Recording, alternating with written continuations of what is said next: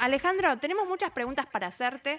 Vos tenés un artículo que has escrito sobre lo que son las crisis en Argentina, y es un hito histórico y vos explicás, ¿Argentina está en crisis o no está en crisis? Te queríamos hacer esa primera pregunta.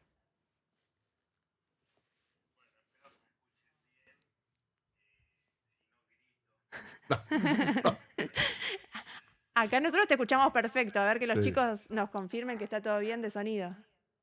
están trabajando en eso, pero mientras Sí, podemos ir, avancemos. podemos ir avanzando.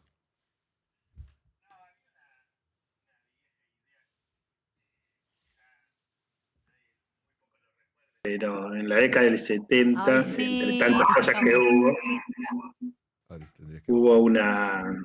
una revista muy famosa dirigida por Eduardo Galeano con un equipo increíble que se llamaba Revista Crisis, Sí, claro. ¿no? Bueno, hoy existe la revista Crisis, pero bueno, pasaron otras generaciones, etc. Pero como antropólogo, varios años después yo leí un texto que para mí me resultó muy iluminador, que decía que había ciertas culturas, por ejemplo la balinesa, que eran culturas que pensaban que su época de oro siempre estaba en el pasado. Y otras culturas, pongamos por ejemplo la brasileña o la estadounidense, que creen que su época de oro siempre está en el futuro, ¿no? Entonces, el pasado era negativo en estas, que eran futuristas, y el futuro era negativo en aquellas otras donde la época, donde había una decadencia, digamos, ¿no?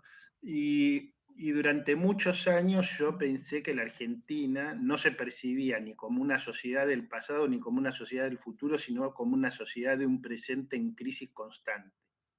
Es decir, la crisis, a diferencia de lo que dice la teoría, a diferencia de lo que dice la propia palabra, la crisis es necesariamente un interregno. Vamos a suponer que cualquiera de nuestros oyentes en este momento se siente en crisis con su pareja. Bueno, la crisis empezó un día por una razón y otro día va a terminar, de una manera o de otra, pero la crisis no puede ser, uno no puede vivir en crisis, supuestamente, pero los argentinos sí conseguimos cosas que no consigue nadie. Entonces, eh, ¿cuándo no estuvimos en crisis? Bueno, según ahí aparece la polarización, obviamente, aparece la grieta, lo que vos quieras, pero de todas maneras es una de las sociedades latinoamericanas que más se autopercibe en crisis, por decirlo de alguna manera, desde el 76 hasta hoy.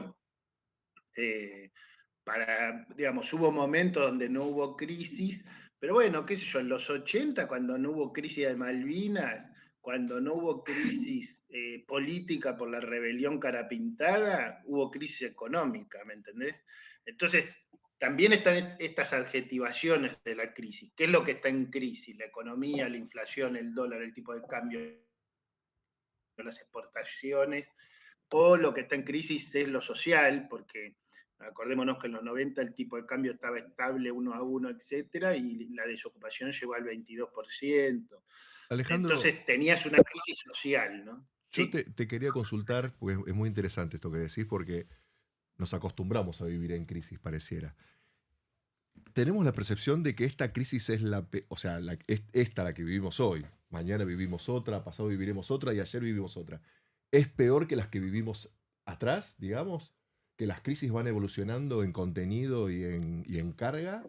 ¿O es un estándar de crisis normal, digamos? O sea, como que nos acostumbramos a vivir en crisis.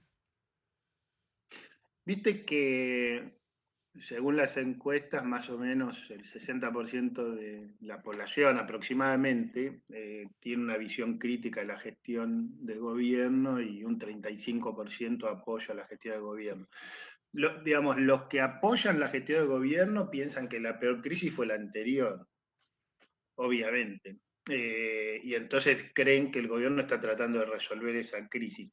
Y los que somos críticos, me incluyo porque todo el mundo lo sabe y porque es la verdad, los que somos críticos del gobierno, tenemos un debate, no sé si estamos todos de acuerdo, pero yo pienso que esta es una de las peores crisis Por un lado, porque se están repitiendo cosas que ya fracasaron en términos de modelo económico, tipo de cambio, un montón de cuestiones económicas, pero además que hay una crisis sobre ciertas dimensiones democráticas y de ciertos valores de derechos humanos que no estaban en crisis en periodos previos. ¿Qué quiere decir? ¿Que antes no se violaban nunca los derechos humanos? No, no digo eso, lo que digo es que la sociedad tenía un tipo de reacción ciudadana, cívica, política, que blindaba el sistema frente a cualquier proceso de violación flagrante de los derechos humanos, como fue el asesinato de Cotec y Santillán, el caso de Santiago Maldonado u otros. Entonces la sociedad reaccionaba muy fuertemente. Obviamente, digo, ahí hay una hipótesis fascinante, ¿no? Yo ¿Por qué quería, este gobierno? Sí. quería justamente preguntarte eso, ¿no? ¿Qué pasa o dónde ves vos que se rompió un poco este termómetro de la gente donde ya no reacciona frente a hechos que a mí por lo menos me revelan, digo, ver a un jubilado golpeado, un discapacitado protestando, una persona sin piernas, digamos, en silla de ruedas protestando? Es algo que a mí particularmente me toca la fibra, pero ¿dónde ves que la gente perdió cierta sensibilidad con esto que vos decías? ¿En qué momento pasó algo así? Bueno, perdón, le voy a contar algo. Hay un libro que publiqué que se puede leer gratis, así que se los menciono porque cualquiera que entran a un buscador y ponen Grimson, paisajes emocionales, y pueden descargar el libro y leerlo en la compu. Lo publicó también la Universidad de San Martín, ese libro, pero básicamente ahí yo trato de responder tu pregunta diciendo lo siguiente. La lucha política y social durante muchas décadas en Argentina, igual que en otros países, estuvo planteada en términos verticales. ¿Verticales qué quiere decir? Que los sectores más humildes, más excluidos, más vulnerables, criticaban con vehemencia en algunos momentos, con más o menos vehemencia en distintos momentos, con grandes rebeliones o no tan grandes, pero lo que criticaban era que hubiera 5 personas que se quedaban con toda la plata. Ujú. Criticaban, digamos, vamos a decirlo como una caricatura, al chancho burgués o al oligarca, la concentración de la riqueza. Eso, mi hipótesis, que yo la desarrollo en el libro, es que uno de los cambios más grandes que está habiendo de la política, no solo en Argentina, es que estamos pasando de una organización de la política en términos verticales a otra horizontal, donde una gran preocupación y pregunta de los habitantes, ciudadanas, ciudadanos, más que si un señor que hizo su fortuna acá se fue a Uruguay para pagar menos impuestos y así ayudar a financiar la educación pública, esa pregunta no es muy relevante para por lo menos la mitad de los argentinos, pero sí se preguntan por qué mi vecino tiene un subsidio o cobra la asignación universal por hijo o fue incluido en una moratoria jubilatoria Sí. o... Entonces, esto lo que quiero decir es, la mirada y la pregunta es horizontal. Miro a los que son como yo y me quejo de que Mm, ellos adquirieron un derecho u otro derecho y me despreocupo de que un señor se esté llevando con pala, avalado por la ley, una exención fiscal extraordinaria que quizá puede haber sido justificable en el momento en que se originó, porque todavía Internet no era lo que es hoy, porque su fortuna no era lo que es hoy, pero hoy no tiene ninguna justificación. Y este gobierno, que uno de los lemas, que todos lo escuchamos 100.000 veces, hasta el hartazgo, es no hay plata. mm, ¿Cuál es la falsedad de no hay plata? Que este es el gobierno que más bajó los impuestos a las personas con mayores ingresos Total, en las últimas décadas. total. Entonces, no es que no hay plata, es que ellos le están dando la plata a los que tienen plata, porque cuando claro. vos eximís de impuestos a autos de lujo, ¿qué estás beneficiando a un jubilado que gana la mínima? ¿O estás beneficiando a una persona que puede comprar un auto que 5.000 personas pueden comprar en la Argentina? Alejandro, en ese mismo sentido, porque lo que vos decís también se podría incorporar como una nueva mitomanía, ¿no? Porque no hay plata. Bueno, depende, ¿para qué no hay plata? Y en esa línea yo te quería preguntar, porque el libro de mitomanías hay varios tomos, pero de alguna forma lo que hacen es exponer grandes mentiras creídas por los argentinos y repetidas que o son medias verdades o son mentiras completas que han sesgado nuestra autopercepción como sociedad, también estas concepciones que tenemos de crisis y también cómo encaramos el mundo frente a lo que es la degradación de los derechos, ¿no? No nos importa. El otro día una persona que no llegaba a fin de mes le dijo, no me importa no llegar a fin de mes, yo no quiero que el gobierno anterior vuelva. Bueno, pero vos no llegas a fin de mes y antes llegas, no me interesa. ¿Cómo se te ocurrió hacer el libro de mitomanías y qué crees que de esas mitomanías que hoy se están consolidando, estas nuevas mitomanías que se están consolidando con, no me importa, si a todos nos va mal, que a todos nos vaya mal, pero yo no quiero que al de al lado le vaya bien? Sí, a ver, yo diría lo siguiente. Mitomanías, yo lo publiqué en 2012. Ustedes saben que cuando uno publica un libro, pues lo escribió el año anterior, por lo menos, o en varios años anteriores, o sea, un libro no se publica como un artículo periodístico. Yo pasé mucho tiempo tomando notas de estas frases, como vos decís, ¿no? Frases que todos escuchamos o que todos dijimos alguna vez. El libro intenta invitar a reflexionar, a dejar de decir tantas medias verdades, que como vos decís, en realidad son más peligrosas las medias verdades que las mentiras. ¿Por qué? Porque las mentiras son más obviamente mentiras, pero las medias verdades justamente tienen la potencia, esa fuerza de decir algo que sí tiene algo de razón y por lo tanto, ¿no?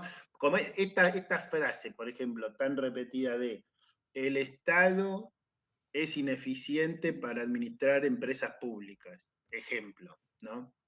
Bueno, perdón, te puedo hacer una lista de empresas públicas, estatales, muy bien gestionadas, en distintos gobiernos, por ejemplo YPF, por ejemplo otras, Aguas Argentinas en otra época, o no sé, un montón de empresas, el Banco Nación, Aerolíneas Argentinas, depende del momento, hay momentos mejores, momentos peores.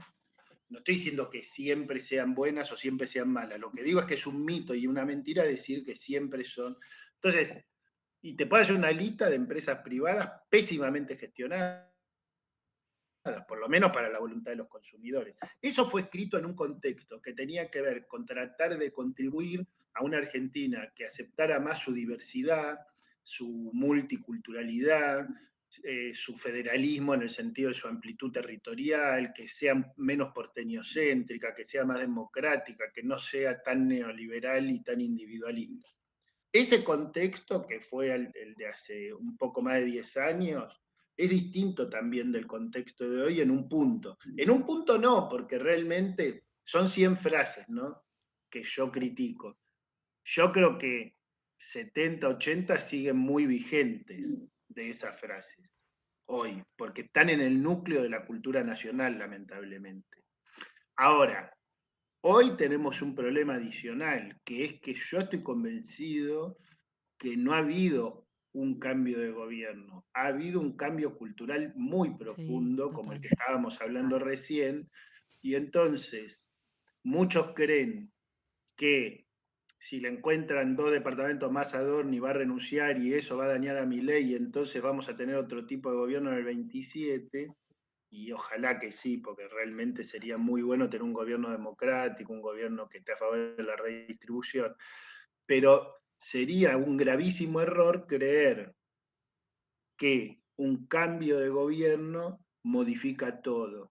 Porque eso que vos acabas de mencionar, de personas que están dispuestas a perder muchísimo dinero a costa de que no gobierne su adversario político, por ejemplo, o lo que ellos consideran que es calamitoso, no importa, pero están dispuestas a perder dinero, a perder ingresos, a perder acceso al PAMI para la gente de la tercera edad, a perder moratoria previsional para personas que han trabajado toda su vida sin aportes porque han trabajado en la informalidad, están dispuestas a un montón de sacrificios, no solo personales, sino de sus hermanas, hermanos, primos, padres, madres, hijos, porque sus hijos van a vivir en un país peor, porque sus hijos siguen sin crédito, sin plan Procrear, con universidades públicas más debilitadas, etc. Y sin embargo, les parece mejor eso porque algo ha cambiado muy profundamente. También les parece mejor porque las fuerzas que gobernaron cometieron errores gigantescos. Eso también está en mis libros y yo lo profundizo mucho porque creo que no hay ninguna posibilidad de que haya un cambio profundo en la Argentina si las alternativas democráticas y progresistas a este gobierno no entienden los cambios profundos que hubo en el país y los errores que ellos mismos cometieron en distintos momentos. Me parece que sin conceptualizar los errores propios tampoco hay forma de construir un proyecto de futuro de otras características. O sea, lo que uno ve en muchos países, que es que fuerzas democráticas y progresistas pueden ganar una elección en base a muchos errores o mala gestión económica de fuerzas de extrema derecha. Algo, Alejandro, de lo que vos decís que nos parece súper interesante que tiene que ver con el cambio cultural, ¿no? Porque no es solamente un cambio político, sino que de trasfondo hay un hartazgo social por determinadas cuestiones y factores que se combinaron y generaron y nos llevaron a este proceso, ¿no? Sí, igual también a mí me parece que también tendríamos que también empezar a ver un poquito el rol de los medios y de ciertos actores en la formación del hartazgo social también, ¿no? Cómo se picotea a veces la cabeza de la gente y esto que él hablaba recién de las medias verdades y todo esto, como uno repite eslogans continuamente sin ver el contenido real de lo que uno está diciendo. Total. Nosotros te queremos agradecer mucho, Alejandro, por esta entrevista. Te vamos a invitar en otra oportunidad porque creo que el tema da para más y también da para profundizar. Creo que hay todo un análisis antropológico, filosófico, sociológico que habla de una tendencia que tienen los argentinos y que se va forjando también de acuerdo a los contextos que nos tocan atravesar. Pero para nosotros ha sido un gusto escucharte y además ahora vamos a leer Paisajes Emocionales que lo pueden descargar Paisajes gratuitamente. Emocionales, me gustó mucho. Me encantó. Te agradezco y compadezco tu tarea porque analizar esta sociedad actual es muy difícil. Es compleja. Es muy difícil. Somos muy complejos. Así que por favor, poné luz a todo esto, sigue escribiendo y te vamos a seguir invitando. Obviamente. Gracias, Muchas Alejandro. gracias. Gracias, Alejandro. Gracias a ustedes, muchos saludos. Gracias.